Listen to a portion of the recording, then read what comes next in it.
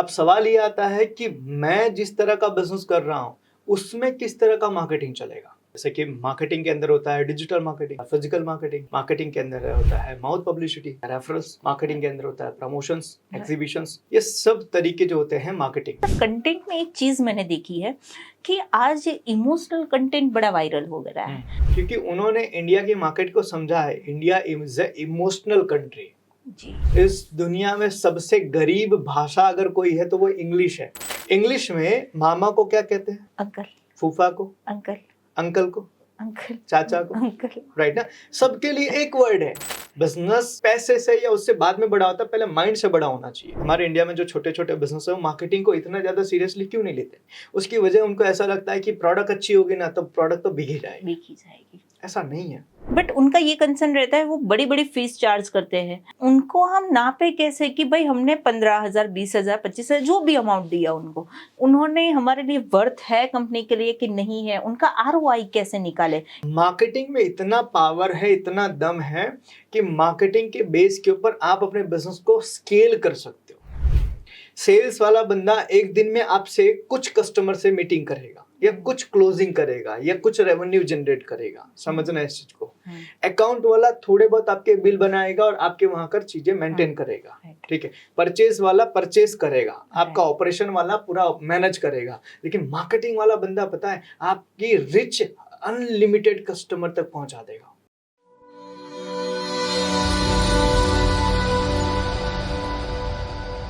Good morning sir. Good morning sir, बहुत time बाद मिले हैं और आज का पॉडकास्ट इंटरेस्टिंग लेके आई हूँ क्योंकि आज डिजिटल का ज़माना है।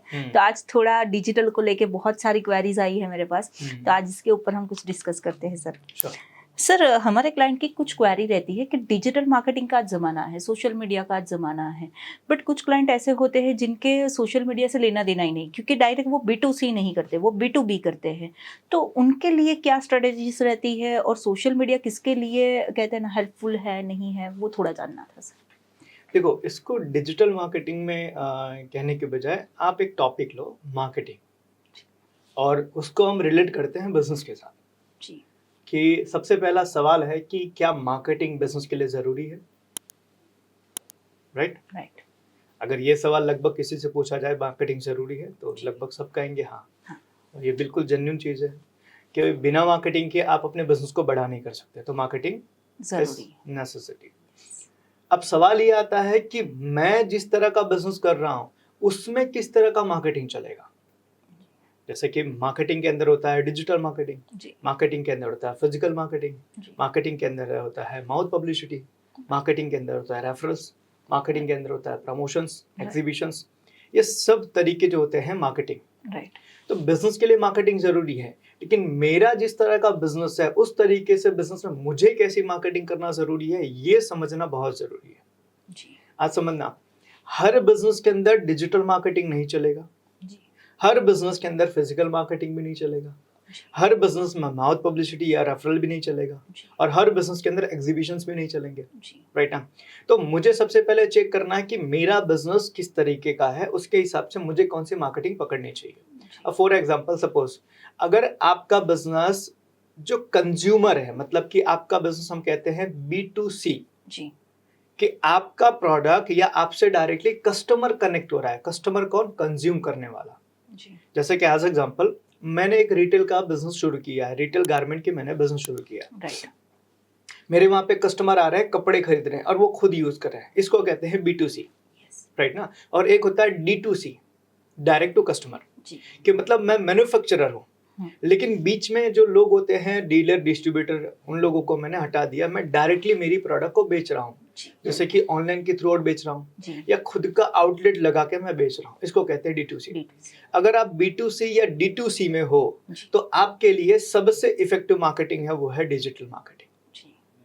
क्यों? क्योंकि आप डिजिटल मार्केटिंग के अंदर हर तरह के ऑडियंस को रिच कर सकते हो। आज समझो, डिजिटल मार्केटिंग के ऊपर हर तरह का ऑडियंस है, राइट? बच्चे हो, यंग हो, इवन आज के टाइम पे तो ओल्ड एज के लोग भी, हर तरह के लोग हैं, मेल है, फीमेल है, राइट ना? गांव के हैं, शहर के हैं, पढ़े लिखे हैं, अंडर ग्रेजुएट्स भी हैं, सब तरह के लोग डिजिटल मार्केटिंग सोशल मीडिया के ऊपर अवेलेबल है।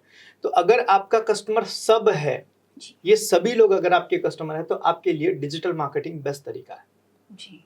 लेकिन अगर आप B2B में हो, आप मैन्युफैक्चरर हो जी। और आप अपना बिजनेस रिटेल डायरेक्टली नहीं करते हो, आप बीच में डिस्ट्रीब्यूटर डीलर लगा के आप अपना प्रोडक्ट बेच रहे हो, तो वो कहते हैं हम B2B, राइट। हाँ, तो आप अगर B2B हो, आप मैन्युफैक्चरिंग कर रहे हो, आप कोई चीज़ अपने रिटेलर्स को बेच रहे हो या अपने होलसेलर्स को बेच रहे हो, तो आपके लिए बेस्ट तरीका है कि आप प्रमोशन के ऊपर जाओ। जैसे एज एग्जांपल ज़्यादातर इसके अंदर इफेक्टिव होता है, वो होता है mouth publicity, exhibitions, trade shows. जैसे कि मानो आपकी इंडस्ट्री का कहीं पर एक बड़ा सा एग्जीबिशन लगा हुआ, जहां पे आपकी प्रोडक्ट को परचेस करने वाले डीलर, डिस्ट्रीब्यूटर या फिर रिटेलर्स आने वाले हैं, तो वहां पे स्टॉल लगाना वो आपके लिए मार्केटिंग का सबसे इफेक्टिव तरीका होगा, पहला।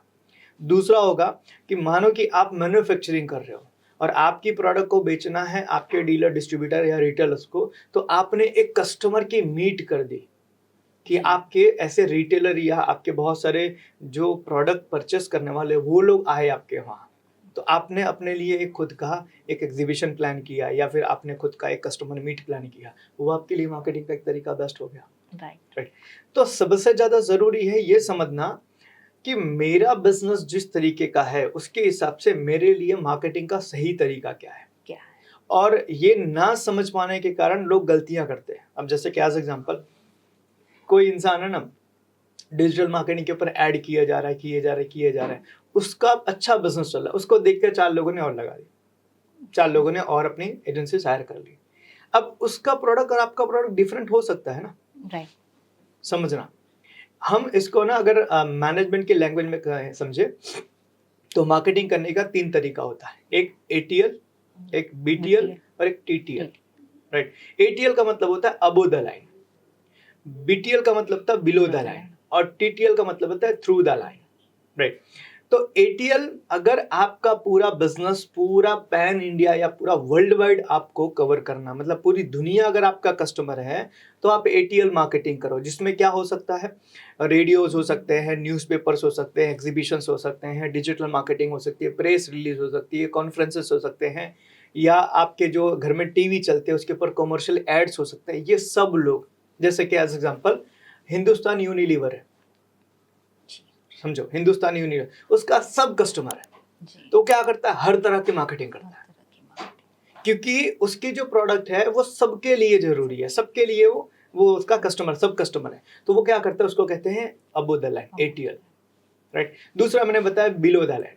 बिलो द लाइन का मतलब है कि आपने अपने बिजनेस को अभी रिसेंटली स्टार्ट किया है, आप अपने सिटी में, अपने एरिया में या अपने शहर में आप फेमस होना चाहते हो, तो आप लिमिटेड वे में आप मार्केटिंग करोगे, उसमें थोड़ा बहुत डिजिटल मार्केटिंग करोगे, थोड़ा आप होर्डिंग ले सकते हो, थोड़ा सा आप प्रमोशनल एक्टिविटीज़ कर सकते हो, थोड़ा सा आपके शहर में कोई चैम्बर से कॉमर्स है उसको ज्वाइन कर सकते हो, कोई एग्जीबिशंस हुआ है आपके शहर में आप उसको ज्वाइन कर सकते हो, आप अपनी टीम का टी-शर्ट्स बनवा सकते हो, इवन आप अपने छोटे छोटे कियोस्क लगा सकते हो, इसको कहते हैं बिलो द लाइन, यानी फिजिकल मार्केटिंग, राइट ना।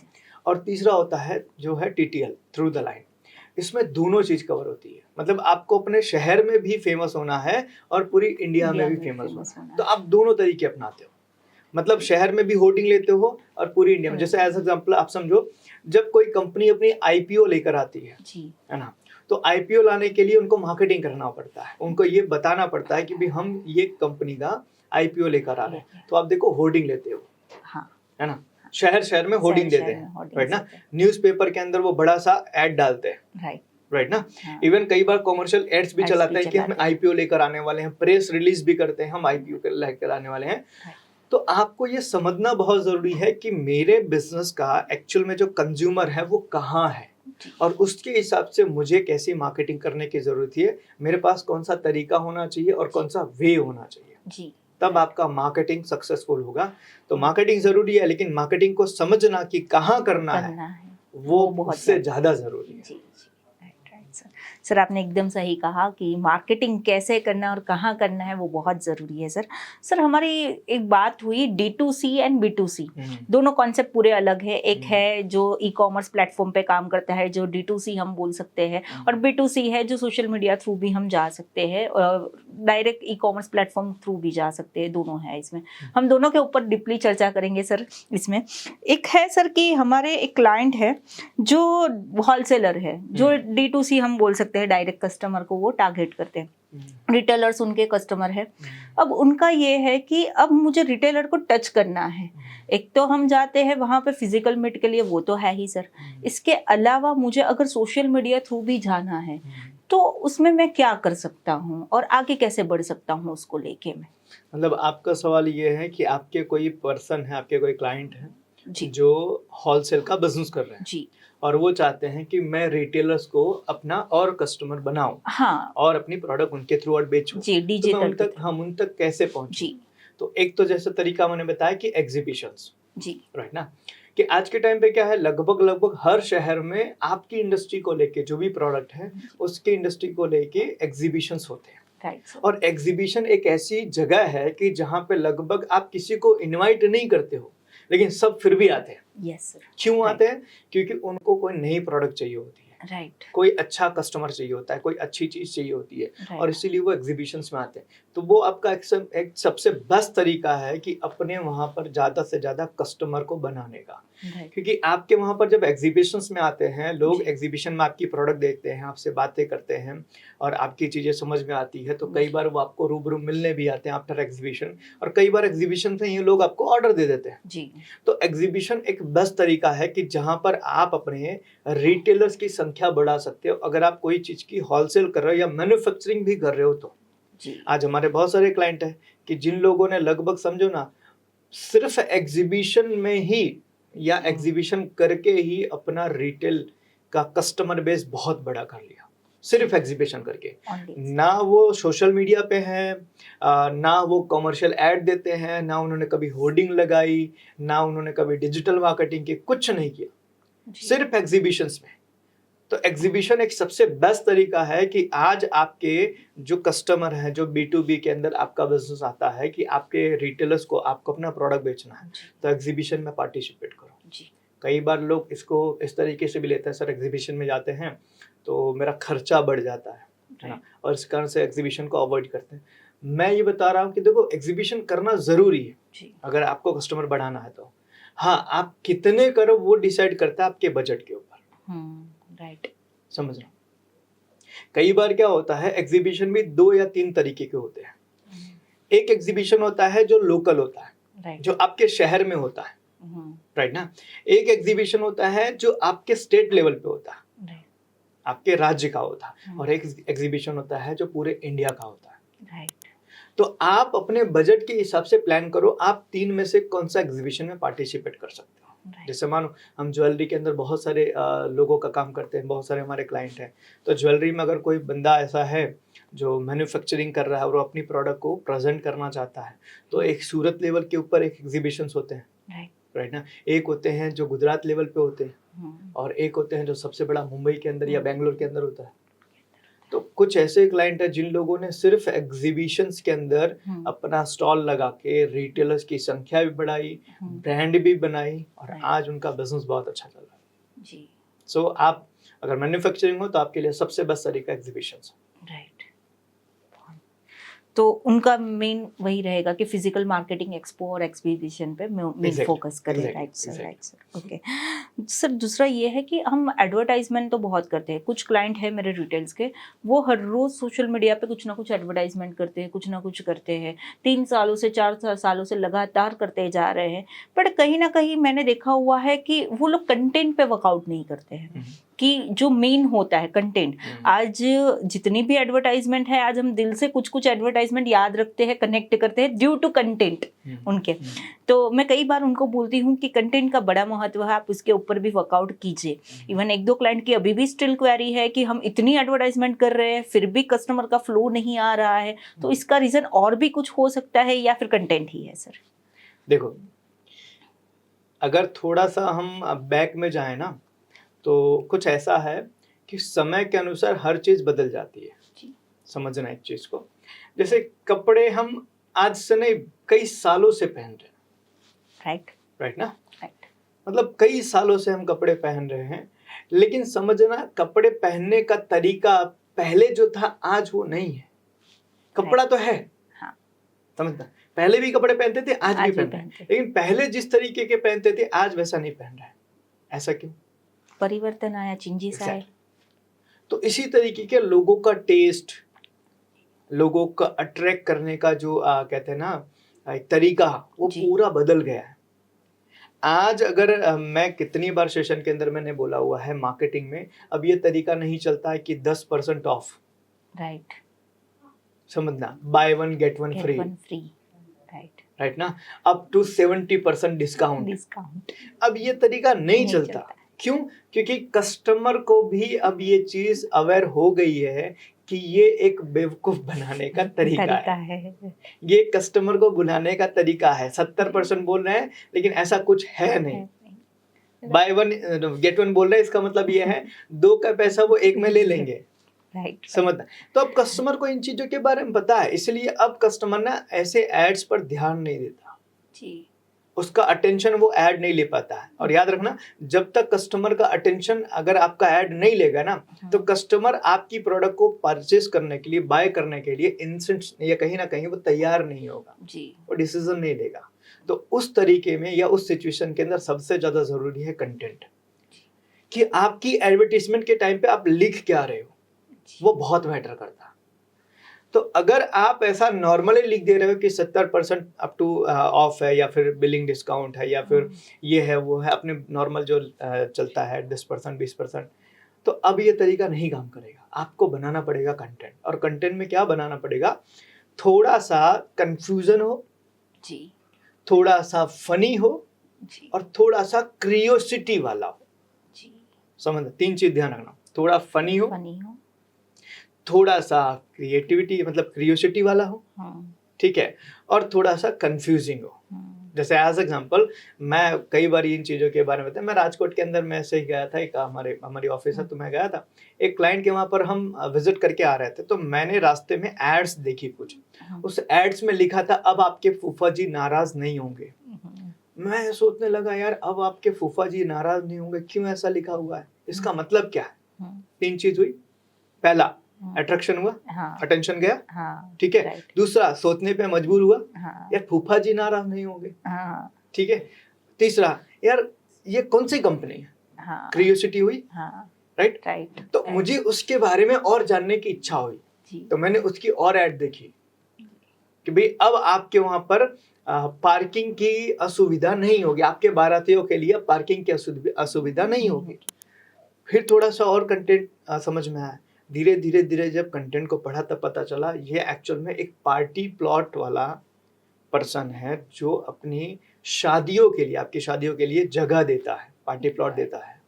तो वो क्या लिख रहा है कि भाई मेरे पार्टी प्लॉट के अंदर अगर आपके घर की शादी होती है तो आपके मेहमानों को पार्किंग की सुविधा मिलेगी जी, आपके फूफा जी नाराज नहीं होंगे क्योंकि मेरे वहाँ पे सारी व्यवस्था मैंने की हुई है जी, ठीक है, मेरे वहाँ पे खाना अच्छा मिलेगा, तो आपके बाराती बहुत खुश होंगे और आपकी शादी बहुत अच्छे से होगी, राइट।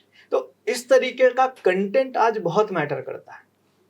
तो आप कंटेंट जो लिख रहे हो ना, वो कंटेंट आज सबसे ज्यादा इफेक्टिव। अगर कंटेंट आपका अच्छा नहीं है ना, तो समझना आप अपना पैसा ऐड में सिर्फ फूक रहे हो, उससे आपको कोई ROI जनरेट नहीं होगा, उससे कोई भी आपको रिजल्ट जनरेट नहीं होगा, और आपको ऐसा लगेगा मैं 3 साल 4 साल नहीं 30 साल 40 साल भी अगर आप कर दोगे ना, तो उससे आपको कोई बेनिफिट नहीं मिलेगा। So it is very important कि आज कंटेंट के ऊपर आप काम करो। अब कई बार जब हम कंटेंट के बारे में बात करते हैं तो लोग बोलते हैं सर कंटेंट कैसे लिखे, आप नहीं लिख सकते हो, हायर स्पेशलिस्ट ना, यस, कंटेंट राइटर ले लो, मार्केटिंग का कोई पर्सन हायर कर लो, मार्केट में कंसल्टेंट्स अवेलेबल है जो आपके लिए कंटेंट डेवलप कर सकते हैं, जो आपके लिए मार्केटिंग की पूरी स्ट्रेटजीज बना सकते हैं, आप उनको हायर कर लो।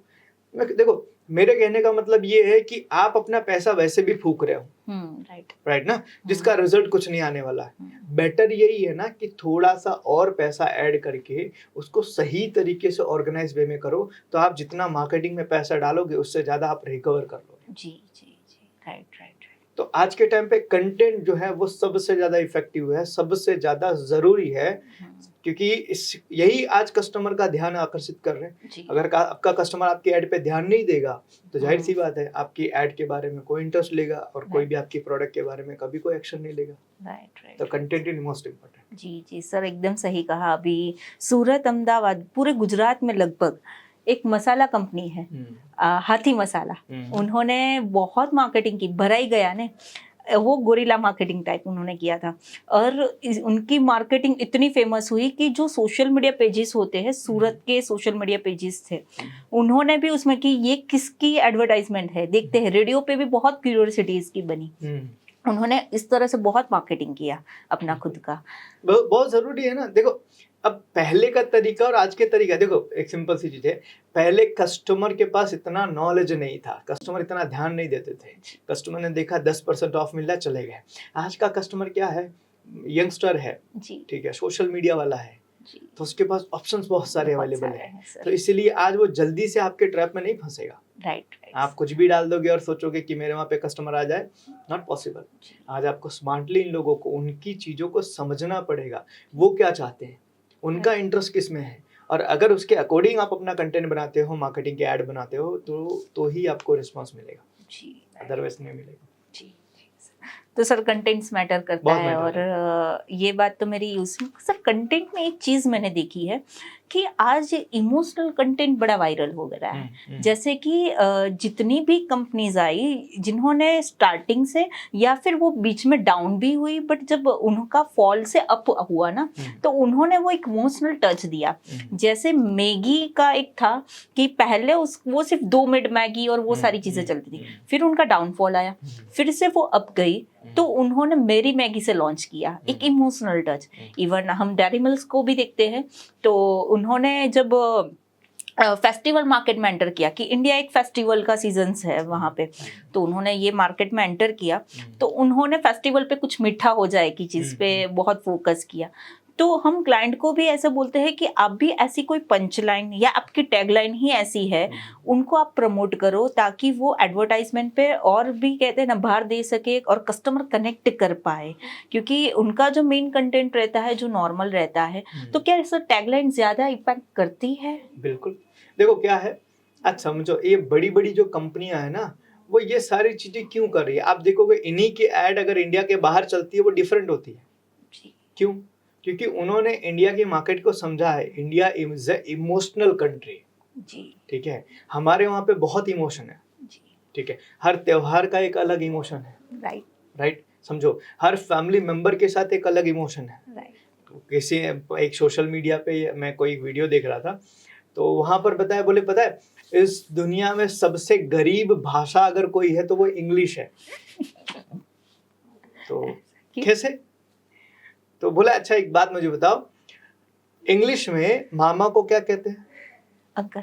फूफा को अंकल, अंकल को अंकल, चाचा को अंकल, राइट ना। सबके लिए एक वर्ड है, लेकिन इंडिया के अंदर क्या सब एक रिश्ते हैं? नहीं, सब अलग। आपका चाचा के साथ अलग रिश्ता होगा, मामा के साथ अलग रिश्ता होगा, फूफा के साथ अलग रिश्ता होगा, कोई बाहर का होगा उसके साथ अलग डिफरेंट है। समझो आप अगर मानो कि इंग्लिश के अंदर मैं आपको बोलूं कि आंटी, चाची को क्या बोलते हैं? आंटी। फुआ को क्या बोलते हैं? आंटी, राइट ना। मामी को क्या बोलते हैं? आंटी। सब आंटी। आंटी। तो सबके साथ रिलेशन सेम नहीं है ना जी। तो इंडिया में इमोशन बहुत है, और उसको इन्होंने बहुत अच्छे तरीके से अंडरस्टैंड किया है, और इसीलिए आज एड के अंदर भी देखोगे ना तो एड भी ना इमोशनल होती है। मम्मी के साथ लड़के की ही एड होगी जी, समझना इस चीज को, राइट। क्यों? मम्मी का और बेटे का इमोशनल बॉन्ड है, बाप का बेटी के साथ में इमोशनल है जी, राइट। तो ये चीजों को अंडरस्टैंड किया। अभी शायद आप लोगों ने देखा होगा तो बॉर्नवीटा का आता है मैरी कॉम का, हाँ, है ना जी। तो मैरी कॉम के लड़के के साथ में होती है, तो बोलते कि तुम्हें मेहनत करनी पड़ेगी, तो लड़का बोलता है मुझे क्यों मेहनत करनी पड़े, मैं तो आपका लड़का हूँ। तो बोलता है तेरी पहचान मेरे से नहीं है जी, समझना, और मेरे से तुम्हारी पहचान बनेगी भी नहीं, तुम्हें खुद को अपने आप को प्रूव करना पड़ेगा। तो आज है ना इस इमोशन को समझा है मार्केट में। ये बाहर की बड़ी बड़ी जो कंपनियां है ना, वो बड़ी R&D टीम लेकर आती हैं। मैं आपको बताऊं, एक हमारे क्लाइंट है राजकोट के अंदर, तो वो अपनी प्रोडक्ट को पिच करने के लिए गए थे, मतलब पूरे एक बहुत बड़ी कंपनी थी, बाहर की आई थी, उसने बोला था भाई हमें इस तरह का प्रोडक्ट चाहिए। तो उसमें से लगभग गुजरात की सारी कंपनियों ने पार्टिसिपेट किया कि भाई हमारी प्रोडक्ट आप लो अपनी चीज़ों को बनाने के लिए। तो बहुत सारी कंपनियों को उन्होंने टेस्ट किया प्रोडक्ट, उसमें से 3 कंपनी को सिलेक्ट किया उन्होंने, 3 कंपनी का प्रोडक्ट सिलेक्ट किया। तो 3 कंपनियों में उनका भी एक नाम था। तो जो बड़ी कंपनी थी जापान की, शायद जापान की या बाहर की थी, तो उन्होंने क्या बोला, हम पहले आपके वहाँ आएंगे, आपकी फैक्ट्री चेक करेंगे, आपका हाइजीन चेक करेंगे, आपकी टीम चेक करेंगे, उनसे बात करेंगे, हर तरह की चीज़ करेंगे, उसके बाद आपको ऑर्डर देंगे। तो आपको पता है 12 लोगों की R&D की टीम आई थी उनके वहाँ पर। इवन यहाँ तक उन्होंने चेक किया कि आपके पास फाइनेंशियल स्टेटमेंट या आपका फाइनेंशियल स्टेबिलिटी कितना अच्छा है। अगर 6 महीने तक आपको पैसे ना मिले तो भी आपकी कंपनी का प्रोडक्शन आप चला सकते हो कि नहीं चला सकते हो। राइट। तो आज ना बहुत बड़ी बड़ी जो कंपनियां हैं वो लोग अपनी R&D की टीम बना के रखी हुई है इन्हीं चीज़ों को स्टडी करने के लिए। हमारे वहाँ पे प्रॉब्लम क्या है कि हम बिजनेस हमारा छोटा है, लेकिन कई बार हमारा माइंडसेट भी बड़ा छोटा हो जाता है। बिजनेस पैसे से या उससे बाद में बड़ा होता है, पहले माइंड से बड़ा होना चाहिए। आज प्रॉब्लम क्या है, देखो हमारे इंडिया में जो छोटे छोटे बिजनेस है वो मार्केटिंग को इतना ज़्यादा सीरियसली क्यों नहीं लेते। उसकी वजह उनको ऐसा लगता है कि प्रोडक्ट अच्छी होगी ना तो प्रोडक्ट तो बिक ही जाएगी। ऐसा नहीं है। आज आपकी प्रोडक्ट अच्छी होगी ना तो बिक जाएगी, ऐसा नहीं है। आज प्रोडक्ट अच्छी है तो बताना भी पड़ेगा। राइट। समझना, प्रोडक्ट अच्छी है तो बताना भी पड़ेगा कि मेरी प्रोडक्ट अच्छी है। नहीं तो लोग है ना, आपके जैसी 1000 प्रोडक्ट मार्केट के अंदर पहले से अवेलेबल है जी। तो आप अगर बता नहीं पाओगे तो आपकी प्रोडक्ट को कोई नहीं लेगा। मैं राजकोट में काम करता हूँ, राजकोट में हमारी दूसरी ऑफिस है। तो राजकोट के अंदर आप देखोगे तो इंजीनियरिंग के बारे में कहा जाता है मिनी चाइना राजकोट को। इंजीनियरिंग की हर छोटी से छोटी बड़ी से बड़ी प्रोजेक्ट वहाँ पर प्रोडक्ट वहाँ पे मिल जाती है। लेकिन वहाँ की एक भी ब्रांड नहीं मिलेगी आपको, ब्रांड एक भी नहीं मिलेगी। क्यों? गुमशुदा है। वहां के मैन्युफैक्चरर को अपनी प्रोडक्ट बेचने में बड़ा मुश्किल होता है, बहुत मेहनत करनी पड़ती है। सिर्फ उसकी वजह यही है कि उन्हें मार्केटिंग और ब्रांडिंग के ऊपर ध्यान नहीं देते। उन्होंने प्रोडक्ट को बनाने में पूरी मेहनत लगा दी, पूरी एफर्ट लगा दी, पूरा एनर्जी लगा दिया, लेकिन उसकी मार्केटिंग और ब्रांडिंग करने के लिए उन्होंने समय नहीं दिया। और वही कारण है कि बाहर का कोई बंदा उनके वहां जाता है, बोलता है मैं तुम्हारी प्रोडक्ट बेचने के लिए तैयार हूं, लेकिन मेरे को क्रेडिट पर दो, मेरे को डिस्काउंट दो, माल बिक जाएगा तो ठीक है, नहीं तो तुम्हें वापस लेना पड़ेगा। पेमेंट तुम्हारा 90 दिन में या 120 दिन के अंदर मैं दूंगा। अगर ये तुम्हारी सारी कंडीशन मौजूद मतलब तुम्हें मंजूर है तो मैं तुम्हारे साथ धंधा करने को तैयार हूँ। तो मरता क्या ना करता, उनको देना पड़ता है। राइट। यही कारण तो है कि आज इतनी मैन्युफैक्चरिंग कंपनीज है, लेकिन ब्रांड अगर देखने जाओगे तो लगभग ना के बराबर है। तो हमारा माइंडसेट बना हुआ है कि मार्केटिंग जरूरी नहीं है। आज कितनी सारी प्रोडक्ट के बारे में आपको बताऊं कि जो प्रोडक्ट वाइज अगर देखने जाओ या यूज वाइज देखने जाओ तो सबसे घटिया है, लेकिन मार्केट में सबकी पहली पसंद है। हाँ। बहुत सारे साबुन, बहुत सारे स्नैक्स, बहुत सारे घर में यूज करने के लिए खाने वाली चीज, बहुत सारे कपड़े, बहुत सारे गैजेट, बहुत सारी हर तरह की चीज एक नंबर की घटिया प्रोडक्ट है, लेकिन इतनी पॉपुलर है ना, इतनी पॉपुलर है कि हम दुकान पे जाने के बाद पहला सवाल ही बोलते हैं हमें ये दो। यस। क्यों? Because of marketing. राइट। ऐसा नहीं है कि उनसे बेहतर प्रोडक्ट मार्केट में अवेलेबल नहीं है, लेकिन लोगों की नजर में नहीं है। राइट। और लोगों की नजर में क्यों नहीं है? क्योंकि उन्होंने मार्केटिंग और ब्रांडिंग के ऊपर ध्यान ही नहीं दिया। उनको ऐसा लगता है मैं प्रोडक्ट बनाता जाऊंगा और मेरी प्रोडक्ट अच्छी हो गई तो बिक जाएगी। नहीं, आज ऐसा नहीं है। मैंने हजारों कंपनी के कंसल्ट किया है और उसमें देखा है कि प्रोडक्ट इतनी बेहतर है, जो मार्केट में प्रोडक्ट एग्जिस्टिंग अवेलेबल है उससे कई गुना बेहतर प्रोडक्ट उनके पास है, लेकिन उनका सेल ही नहीं है। कस्टमर को पता ही नहीं है कि भाई इतनी अच्छी प्रोडक्ट मार्केट में अवेलेबल है, वो भी कम भाव में। तो इसीलिए अगर उसके पास कस्टमर का ऑप्शन नहीं है तो वो क्या करेगा? जो मार्केट में चल रहा है, जो दिख रहा है वही लेगा। और धीरे धीरे करके वो एक बेंचमार्क बन गई। घटिया प्रोडक्ट बेंचमार्क बन गई मार्केटिंग के दम पर। मैं एक मेरा एक लड़का था, एक जान पहचान का था, तो वो एक शैम्पू कंपनी में काम करता था, शैम्पू बनाने वाली कंपनी, और देश की बहुत बड़ी ब्रांड है वो, हम नहीं लूँगा। तो वो एक दिन मिला मुझे, मैंने बोला कहाँ काम वगैरह कर रहा है आजकल, तो बोला कि भैया मैं एक शैम्पू बनाने वाली कंपनी में हूँ, पर्टिकुलर कंपनी का नाम लिया। तो मैं बोला अच्छा कैसा है, क्या है? बोले बढ़िया है, बढ़िया, बहुत बढ़िया है। तो मैं बोला बनाते वगैरह तो कैसे हैं? तो बोला भैया मैं अगर आपको बता दूंगा ना वो लोग शैम्पू कैसे बनाते हैं, आप कल से शैम्पू यूज़ करना बंद कर दोगे। मैं बोला क्यों? बोला बहुत घटिया गंदे तरीके से बनाते हैं, और उसमें ऐसी ऐसी चीज़ें डालते हैं ना कि मतलब आप सुनोगे ना तो आपको घिन आएगी। तो मैंने उसको बोला रहने मत बता भाई, क्योंकि मेरे पास मार्केट में दूसरा ऑप्शन अवेलेबल नहीं है। हो सकता है मैं वही यूज कर रहा हूँगा, और तूने बता दिया तो ना तो मैं इधर का रहूंगा ना तो मैं उधर का रहूंगा। तो आज मार्केट में मार्केटिंग के दम पर घटिया से घटिया प्रोडक्ट ब्रांड बन के बैठी हुई है, और मार्केटिंग ना हो पाने के कारण अच्छी से अच्छी प्रोडक्ट कस्टमर को पता ही नहीं चली। जी राइट। तो मार्केटिंग में बहुत आज चीज़ें हैं ना, बिजनेस को लेके, बिजनेस में मार्केटिंग को लेके बहुत सारा मिथ है कि छोटे छोटे बिजनेसमैन जो हैं वो मार्केटिंग के ऊपर ध्यान नहीं दे रहे हैं, मार्केटिंग का डिपार्टमेंट नहीं बना है, मार्केटिंग का कोई बंदा नहीं रखा है। वो बोलते हैं किसी एजेंसी को दे दूंगा, सोशल मीडिया की एजेंसी को दे दूंगा, वो मेरी मार्केटिंग करेगा। अरे यार, जो सोशल मीडिया का एजेंसी खुद की ब्रांड नहीं बना पा रहा है, वो आपकी ब्रांड कैसे बनाएगा? राइट, सोचो जरा, जो खुद की ब्रांड नहीं बना पा रहा है वो आपकी ब्रांड कैसे बनाएगा? आपको डेडिकेटेड आपके वहाँ मार्केटिंग डिपार्टमेंट बनाना पड़ेगा, टीम बनानी पड़ेगी, और वही इसको एक अच्छे लेवल पे ब्रांड बना के दे सकते हैं। Right sir. तो मार्केटिंग बहुत जरूरी है। जी जी सर, राइट सर। सर आपने एकदम सही कहा कि मार्केटिंग बहुत ज़रूरी है कंपनी के लिए।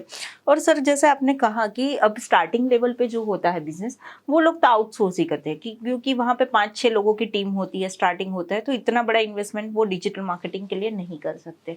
तो वो उनका एक ही ऑप्शन होता है कि वो स्टार्टिंग में थोड़े टाइम आउटसोर्स करवाए, अपने सारे पेजेस वगैरह बनवाए और वो सारी चीज़ें स्टार्टिंग से करवाए। बट उनका ये कंसर्न रहता है, वो बड़ी बड़ी फीस चार्ज करते हैं। तो उनको हम नापे कैसे कि भाई हमने 15,000, 20,000, 25,000 जो भी अमाउंट दिया उनको, उन्होंने हमारे लिए वर्थ है कंपनी के लिए कि नहीं है? उनका ROI कैसे निकाले? इवन चलो हम हायर भी करते हैं किसी नए बंदे को, वो भी 35,000, 40,000 इतना तो लेगा ही लेगा।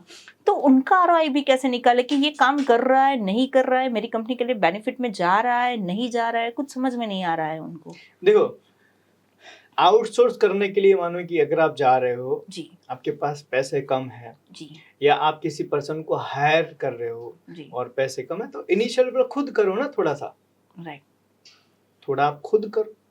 देखो क्या होता है, जनरली हम बिजनेस के बारे में जब हम अपने कोर्सेज करवाते हैं तो उसमें हम सिखाते हैं बिजनेस के 4 स्टेजेस होते हैं, है ना, जिसमें हम पहला बात करते हैं trader, manager, leader and leaper. तो ट्रेडर के टाइम पर क्या, ट्रेडर का मतलब होता है कि सारे काम मैं खुद कर रहा हूँ, राइट, ठीक है। तो वो टाइम पर आपके पास समय होता है, क्यों? आपका बिजनेस बहुत फैला नहीं होता है, राइट, तो थोड़ा थोड़ा आप कर सकते हो, और वही तरीका है, वही टाइम है जब आप अपने आप को सिखा सकते हो। एज एग्जाम्पल मानो क्या सोशल मीडिया के ऊपर आप बहुत ज्यादा इसके ऊपर कोई काम या फिर बहुत ज्यादा दिमाग लगाने वाली चीज नहीं है। इनिशियल लेवल पे आप यूट्यूब पर जाओगे, आप अगर वीडियो 2-4 देखोगे कि how to create social media page, how to add runs, तो ये चीजें इनिशियल लेवल पे आप खुद कर सकते हो।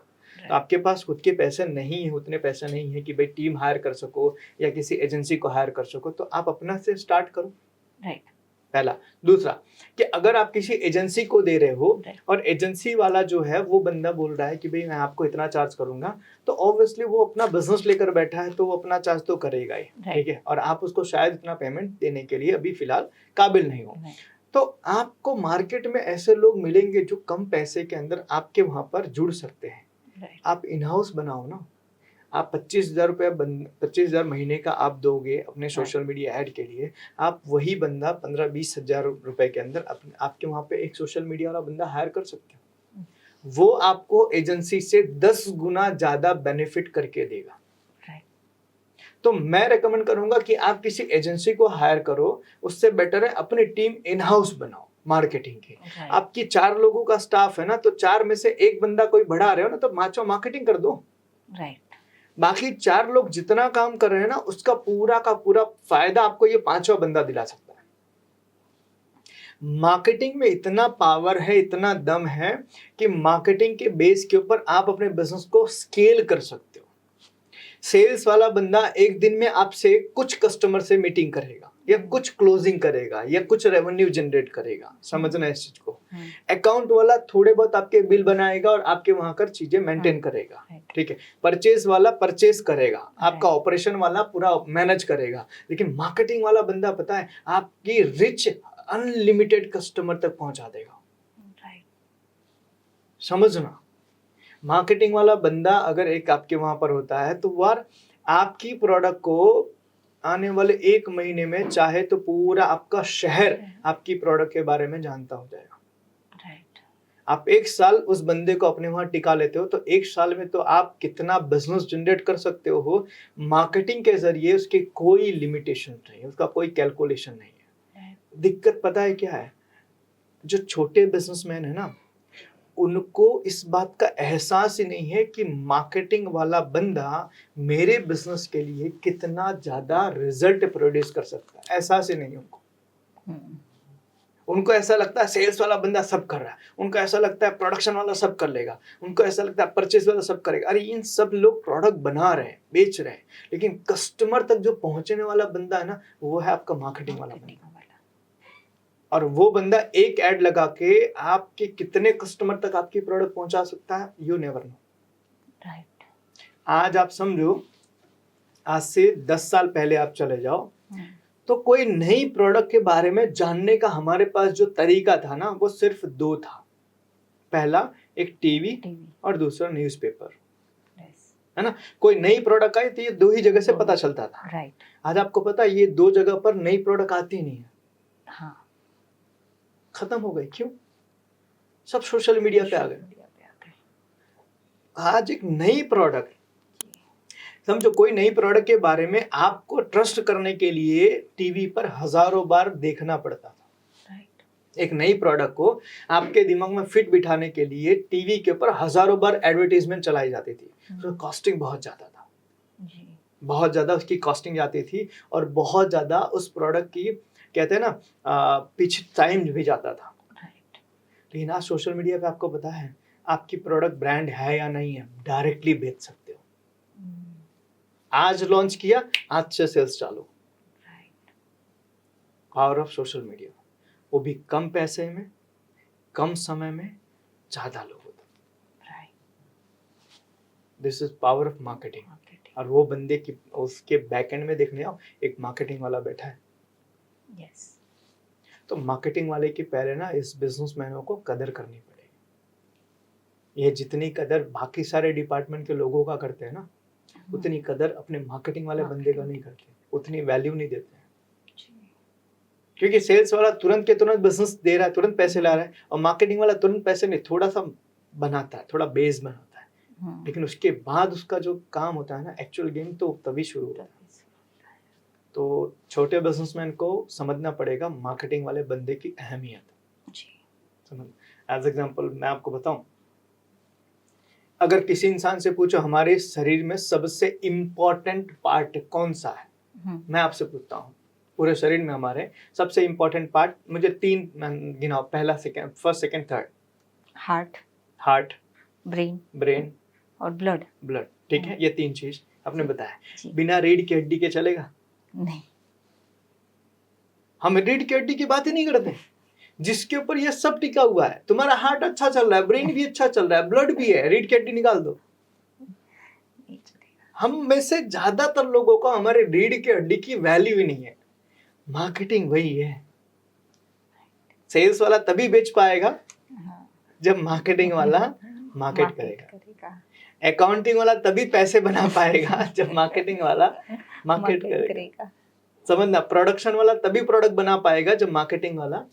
तो मार्केटिंग इज अ बैकबोन, तो उसकी वैल्यू करनी पड़ेगी। अदरवाइज हम अच्छी प्रोडक्ट बनाते रहेंगे, लेकिन वो अच्छी प्रोडक्ट हमारे गोडाउन में सड़ते रहेंगे। राइट। तो मार्केटिंग की वैल्यू करनी पड़ेगी छोटे बिजनेसमैन को। जी, सर आपने एकदम सही कहा कि किसी बंदे को बिठा के इंटरनल हायरिंग करके उनको मार्केटिंग स्टार्ट करवाए, ठीक है, हमने ये भी किया, बट हम उसका रिजल्ट कैसे मेजर करें, उसको आरओआई कैसे, कि मैं 15,000 दे रहा हूँ तो वो वर्थवाइल है या क्या रिजल्ट जनरेट कर रहा है, मेरी कंपनी के लिए सूटेबल है, वो कैसे हम समझे उनको? देखो, सबसे पहले एक चीज समझना पड़ेगा, रिजल्ट आप कब मांगते हो या आप कितना एक्सपेक्ट करते हो। एज एग्जांपल सपोज कि आपने किसी पर्सन को हायर किया, जी, ठीक है, तो पहली चीज तो आपको एक चीज समझना पड़ेगा या उसको 3 या 6 महीने का समय देना पड़ेगा, सही है, ठीक है। राइट, आप 3 या 6 महीने का समय दे रहे हो, उसके बाद आप रिजल्ट एक्सपेक्ट करो। प्रॉब्लम हमारी क्या होती है, आज मैंने हायर किया, आज क्या, आज मुझसे उससे रिजल्ट चाहिए और नहीं मिलता है ना, तो वो बंदे को लेके हम फ्रस्ट्रेट, हमें ऐसा लगता है इसको गलत पैसा दे रहे हैं, हम इसको जो पैसा दे रहे हैं इसका कोई वैल्यू नहीं है। अरे देखो यार, कहते हैं ना, याद रखना कि घर जब बनता है ना, बड़ी बिल्डिंग्स, 1-2 महले का नहीं, जब 50 फ्लोर का बनता है ना, तो पहले नीचे खुदाई होती है, हाँ, पहले नीचे पिल्लर डाले जाते हैं। हाँ, तो होता क्या है, प्रॉब्लम पता है, नीचे पिल्लर डाल रहे हैं ना, नीचे मजबूत कर रहे हैं, तो ऊपर कुछ दिख नहीं रहा है, तो हम फ्रस्ट्रेट होते हैं कभी, यार कुछ काम ही नहीं हो रहा, कुछ काम ही नहीं हो रहा। नहीं होते, क्यों? क्योंकि हमें पता है कि भाई ऊपर का फ्लोर जो है, जितना ज्यादा आपको टिका के रखना है, नीचे उतना मजबूती आपको बढ़ानी पड़ेगी। तो मार्केटिंग इज लाइक दैट, कि आपका मार्केटिंग का पर्सन जो बैकएंड में भी काम कर रहा है ना, हो सकता है आपको दिखे ना, लेकिन वो 3 महीने, 4 महीने, 6 महीने के बाद जब वो दिखना शुरू होगा, बहुत बड़ा होगा। आपने ग्लेशियर्स देखा है, समझो, ऊपर जितना दिखता है उससे ज्यादा नीचे होता है, राइट ना। मार्केटिंग भी सेम ऐसा है कि शुरुआत के अंदर मार्केटिंग के डिपार्टमेंट से आपको कोई रिजल्ट नहीं दिखेगा, कोई आरओआई नहीं दिखेगा, वहीं पर सबसे ज्यादा पेशेंस बनाने की जरूरत है। सेल्स वालों को लिए हम पेशेंस बना लेते हैं, कोई बात नहीं, इस महीने नहीं बिका ना, अगले महीने बेचेगा, क्यों? भरोसा होता है, वहां पेशेंस। मार्केटिंग वाले के लिए बना के देखो ना, कि आपका मार्केटिंग वाला बंदा हो सकता है बैकएंड में बहुत सारी चीजें कर रहा हो जो आपकी अभी तक बनी नहीं, राइट, समझा? आपका सोशल मीडिया का पेज नहीं बना है, वो बना रहा है, आपके फॉलोअर्स है ही नहीं, वो कर रहा है, आपका ओआरएम अभी तक हुआ ही नहीं है, वो बंदा कर रहा है। तो वो दिख नहीं रहा है कि मार्केटिंग के जरिए पैसे आ रहे हैं, मार्केटिंग के जरिए सेल्स बढ़ रहा है, वो दिख नहीं रहा है, क्यों? बैकएंड का काम चालू है। लेकिन जब बैकएंड का काम कंप्लीट हो जाएगा, उसके बाद फ्रंट के अंदर वो बहुत तेजी से आगे बढ़ेगा, right. So you need to take patience, आपको थोड़ा पेशेंस रखना पड़ेगा। बट सर कई बार ऐसा भी होता है कि हम पेशेंस रखते हैं, बट हमें एक्चुअल में पता ही नहीं होता कि मार्केटिंग वाले बंदे से काम क्या लेना है। हमने 2 साल से, हाँ हमने बोला है हाँ मार्केटिंग वाला है, मार्केटिंग कर रहा है, हम पूछते हैं सर क्या उसका आरओआई है, कैसे आप मेजर करते, कर रहा है वो, उसको हर महीने उसको सैलरी दे रहा हूँ, सर कुछ मेजरमेंट नहीं होता। ये गलती होती है। देखो, ये खाली मार्केटिंग की बात नहीं है, ये हर डिपार्टमेंट, किसी डिपार्टमेंट में अगर आपने कोई बंदा रखा हुआ है, आप उस पर ध्यान नहीं दे रहे हो। देखो, हम जनरली एक चीज बताते हैं अपने ट्रेनिंग प्रोग्राम में, आप रिपोर्टिंग नहीं ले रहे हो तो आप फ्री की सैलरी दे रहे हो जी, समझना जी। आप रिपोर्टिंग नहीं ले रहे हो कि आज उसने क्या किया, तो आप फ्री की सैलरी दे रहे हो, और फ्री की सैलरी तो दे रहे हो, चलो ठीक है, लेकिन रिपोर्टिंग ना लेने से सामने वाले बंदे को आप माइंड फ्री कर रहे हो, मैं काम नहीं करूंगा तो इनको कहाँ पता चलने वाला। तो आप खुद अपने घर में चोरी करने के लिए उस बंदे को हिम्मत बढ़ा रहे हो। एक चीज समझो, चोरी कोई भी इंसान पहले बार नहीं करता है, जब उसको आपकी लापरवाही समझ में आ जाती है ना कि यार ये बंदा तो ध्यान ही नहीं दे रहा है, फिर उसको समझ में आता है कि यहाँ लूप होल और यहाँ हम चोरी कर सकते हैं। तो चाहे मार्केटिंग हो, चाहे सेल्स हो, चाहे कोई भी डिपार्टमेंट हो, आपके वहां पर अगर बंदा रखा है, उससे आप काम नहीं ले रहे हो, उससे डिस्कशन नहीं कर रहे हो, उससे बातें नहीं कर रहे हो, रिपोर्टिंग नहीं ले रहे हो, तो वो बंदा आपके लिए कुछ नहीं करेगा। उसको, वो तो चाहता है कि भाई आप उससे काम ना करो और फ्री की सैलरी दो। तो सिर्फ सैलरी दे देने भर से अगर आपका काम हो जाता, तो कितनी सारी कंपनियां बैठी है पैसे लेकर, समझ ना, तो सैलरी बांटते जा, होते जा, नहीं ऐसा नहीं होता। आज एक चीज समझो, आपको क्या लगता है बच्चा स्कूल में जाने भर से इंटेलिजेंट बन जाएगा? नहीं, बिल्कुल नहीं। यहाँ हम समझ जाते हैं, स्कूल जाने भर स्कूल में भेज दिया तो इंटेलिजेंट नहीं बनेगा ना, हमें उसको चेक करते रहना, ट्रैक करते रहना, आज क्या पढ़ाया टीचर ने, हाँ, क्या सीखा तुमने, हाँ, आज तुमने क्या अच्छा किया, हाँ, क्या तुमने आज गलत किया। जब आप ये रेगुलर अपने बच्चे से कम्युनिकेट करते रहते हो तो उसको डर होता है, मुझे स्कूल में अच्छा करना पड़ेगा, क्यों? घर पे पूछा जाता है। राइट। सेम चीज, किसी बंदे को हायर किया है तो उससे पूछो आज क्या किया, जो किया है इस समय क्या रिजल्ट मिलने वाला है, क्या आज तुमने गलती की, उस गलती को कैसे सुधारोगे। जब आप रेगुलर रिपोर्टिंग लोगे तो आपके बंदे को लगेगा कि नहीं यार मेरे से पूछा जाता है, तो मुझे परफॉर्मेंस देना पड़ेगा, राइट, मुझे मेहनत करनी पड़ेगी। तो आपको रिपोर्टिंग देते रहना जी। तो उनसे, उनके साथ बैठो, उनके साथ पहले पूरा डिसाइड करो पहले कि भाई हमें क्या क्या करना है, हमें सोशल मीडिया करना है, हमें डिजिटल करना है, फिजिकल करना है, हमें कौन सी मार्केटिंग करनी है, कौन सी मार्केटिंग से हमें कितना बिजनेस जनरेट करना है, कितना हमें रेवेन्यू करना है, कौन से टारगेट को हमें कवर करना है, कितने टाइम में कवर करना है। ये सारी चीज़ों की उसके साथ बैठ के प्लानिंग करो और डे टू डे उससे रिपोर्टिंग लो कि आज तुमने क्या किया, आज कहाँ पर अच्छा हुआ, आज कौन सी चीज़ हमने डेवलप की। जब रेगुलर बेसिस के ऊपर आप अगर इसके बारे में चर्चा करते जाओगे, एक दिन आपका बंदा है वो आपको बढ़िया रिजल्ट जनरेट करके देगा। राइट सर, सही कहा आपने। रिपोर्टिंग बहुत ज़रूरी है और मार्केटिंग इंडस्ट्री में मुझे लगता है कि हम उनका ROI ऐसे मेज़र कर सकते हैं कि भाई हमारा ये एक्सपेक्टेशन है, मार्केटिंग में हम ये लॉन्च करने वाले हैं, तो उसका प्लानिंग लेके आओ और उसके ऊपर हम ट्रैक करें। राइट, सही है सर। सर हमारी एक बात हुई थी D2C को लेके, जिसमें बोला था हम बाद में उस पर चर्चा करेंगे। तो सर कुछ क्लाइंट का था कि कुछ क्लाइंट ऐसे हैं हमारे कि जो वेबसाइट से बेचते हैं, अब डायरेक्टली D2C यानी कि कस्टमर को टच करते हैं। आज हम देखते हैं इंस्टाग्राम पे भी वो चीज़ है कि लिंक करके डायरेक्ट वेबसाइट से आप ऑर्डर कर सकते हैं। बट अब इसमें एक दिक्कत आती है शिपिंग चार्जेस। यहाँ से अगर सूरत से सूरत में मंगवाया है तो दिक्कत नहीं है, सूरत से राजकोट मंगवाया है तो अलग उसके चार्जेस है, सूरत से पंजाब मंगवाया है तो उसके अलग चार्जेस है। तो चार्जेस को डिफाइन कैसे किया जाए, कैसे किया? देखो जनरली क्या होता है, जब आप कोई भी अपना ई-कॉमर्स का प्लेटफॉर्म बनाते हो तो आपको डिलीवरी पार्टनर लेना होता है जी, है ना। डिलीवरी पार्टनर लेना होता है, आपको पेमेंट रिसीविंग के लिए पार्टनर लेना होता है जी, ठीक है। जैसे मानो डिलीवरी है, ठीक है, ई-कॉम एक्सप्रेस है, तो ऐसी बहुत सारी कंपनियां हैं जो आपके लिए डिलीवरीज करती हैं, राइट ना। और वो पिन कोड वाइज डिलीवरी करती है, मतलब पिन, उनका जो चार्जेस होता है वो पिन कोड वाइज होता है कि जहां पर जितना लंबा डिस्टेंस रहेगा उतना उनका चार्जेस रहेगा। तो बेटर है कि वो डिलीवरी चार्जेस जो है ना आप अपने प्रोडक्ट के अंदर ऐड मत करो। वो जब आपकी प्रोडक्ट जब जहां जिस पिन कोड से ऑर्डर हो रही है वो वहां से डिलीवरी चार्जेस वो बन जाएगा। तो आप किसी भी डिलीवरी पार्टनर के साथ में बैठ के इसके ऊपर डिस्कशन कर लो कि मेरे ऑर्डर्स कहाँ कहाँ से आने वाले हैं, उसके हिसाब से कौन कौन से कितने कितने चार्जेस आएंगे, तो वो भी आपको डिफाइन कर देंगे कि भाई इतने डिस्टेंस पर हमारा चार्जेस इतना होता है। तो या तो आप उसको ऐड कर लो अपनी प्रोडक्ट के अंदर, राइट, ठीक है, शिपिंग चार्जेस ऐड कर लो, या तो शिपिंग चार्जेस अलग रखो कि भाई आपकी प्रोडक्ट की कॉस्टिंग ये है, आपका डिस्टेंस जितना है उसके हिसाब से जो डिलीवरी कंपनी है वो शिपिंग चार्जेस वहां पर डिफाइन कर देगी कि भाई इस प्रोडक्ट को डिलीवर करने में इतना शिपिंग चार्जेस हम लेंगे। तो दोनों चीज आप कर सकते हो, राइट। और ज्यादातर कंपनी के अंदर अगर आप देखोगे ना तो शिपिंग चार्जेस, खास करके छोटी कंपनी जो अभी बहुत बड़ी नहीं हुई है, तो शिपिंग चार्जेस उनके अलग ही होते हैं। हाँ, अलग ही होते हैं। अब लाइक अमेज़न है या फिर लाइक फ्लिपकार्ट, तो उनका खुद का एक डिलीवरी कंपनी उनकी खुद की है जी। जैसे फ्लिपकार्ट का ई कार्ट करके है जी। तो उनकी खुद की डिलीवरी कंपनी है, तो उन्होंने क्या किया हुआ है, अपने साथ ही सारी चीजें रखी हुई है। हाँ। तो वो अपना मिक्स करके या फिर अपनी प्रोडक्ट के साथ में ऐड कर, जैसे आज देखो कि अमेज़न पे आप शॉपिंग करने जाओगे तो 499 के ऊपर की शॉपिंग करोगे तो आपको डिलीवरी चार्जेस फ्री, राइट, समझ। तो वो उनके प्रोडक्ट के अंदर ऐड कर दिया कि भाई इतना होगा तो हम इतने बेर कर लेंगे, राइट। और उसमें फिर कई बार होता है कि आप है ना 300-400 के प्रोडक्ट लोगे तो उसके ऊपर डिलीवरी चार्जेस एक्स्ट्रा, हाँ, है ना।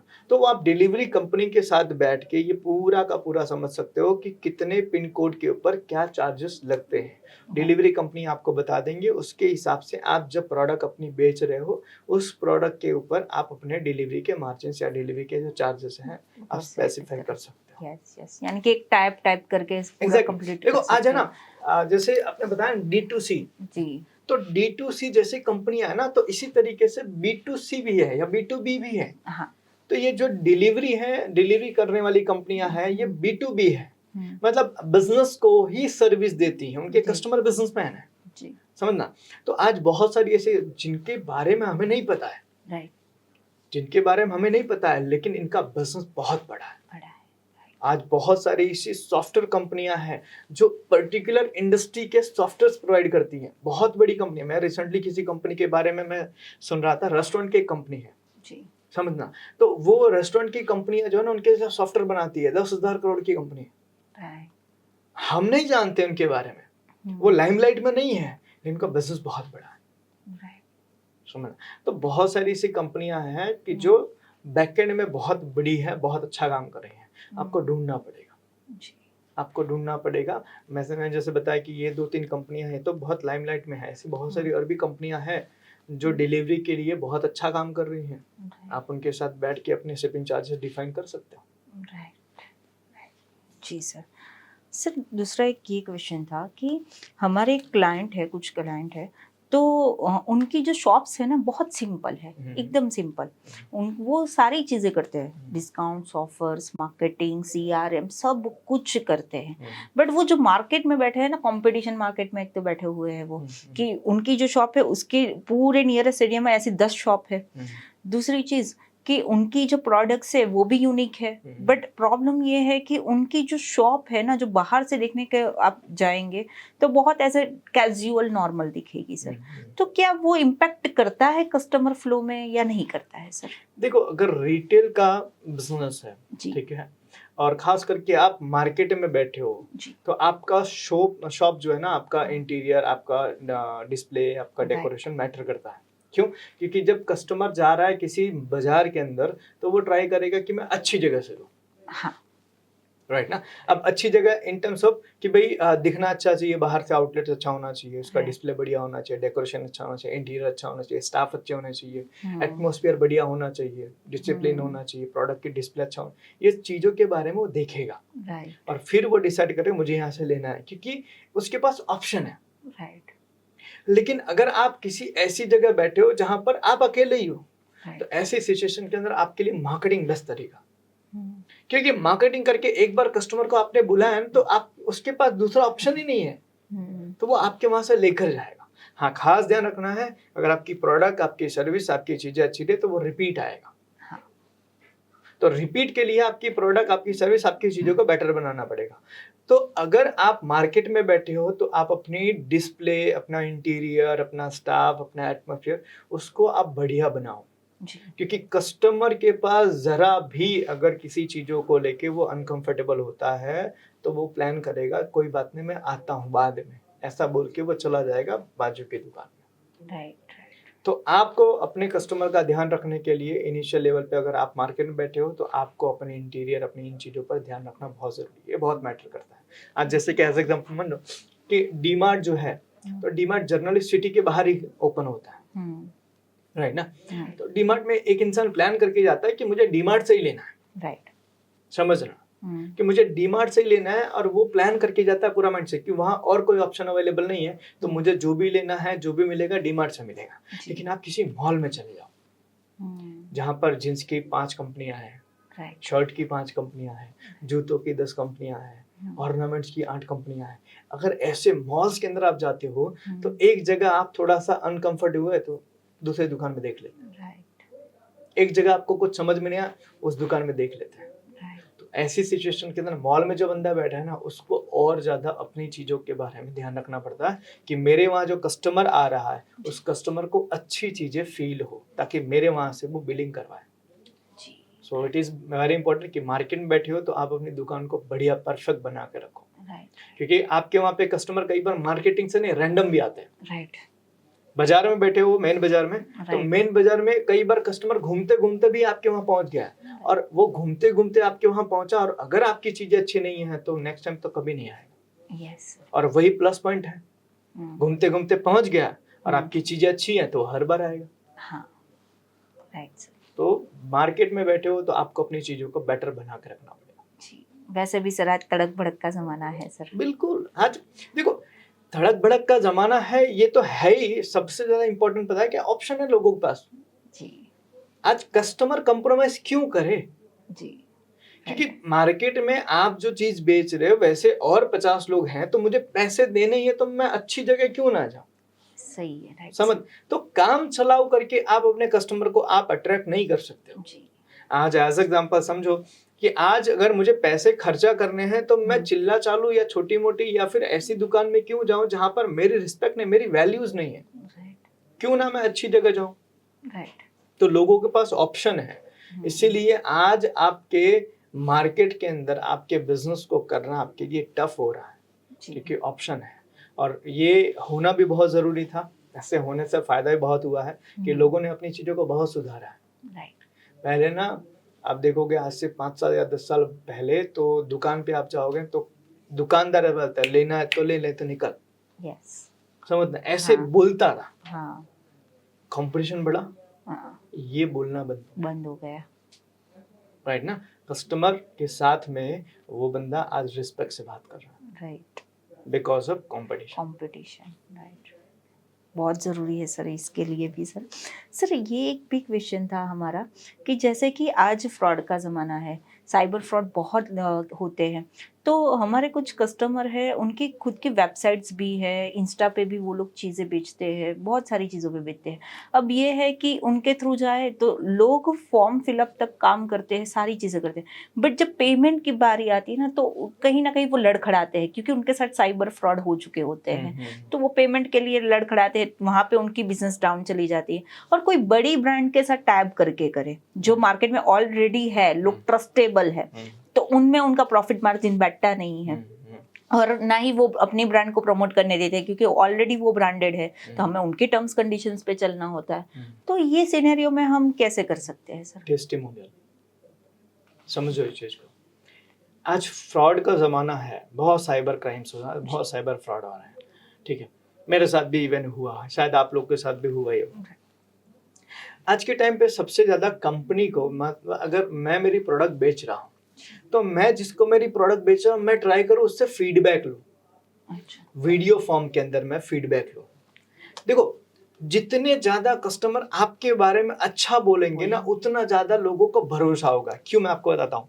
हो सकता है मैं अपनी प्रोडक्ट के बारे में आपको बताऊं, आप मेरे को नहीं जानते तो भरोसा नहीं करोगे, लेकिन ये भाई को अगर आप जानते हो ना और ये बंदे ने मेरी प्रोडक्ट यूज की है तो आपके दिमाग, अरे इन्होंने लिया हुआ है, ये तो मेरे जान पहचान के। अच्छा, तो वो पर्सन के ऊपर भरोसा आपका तुरंत हो जाएगा। राइट।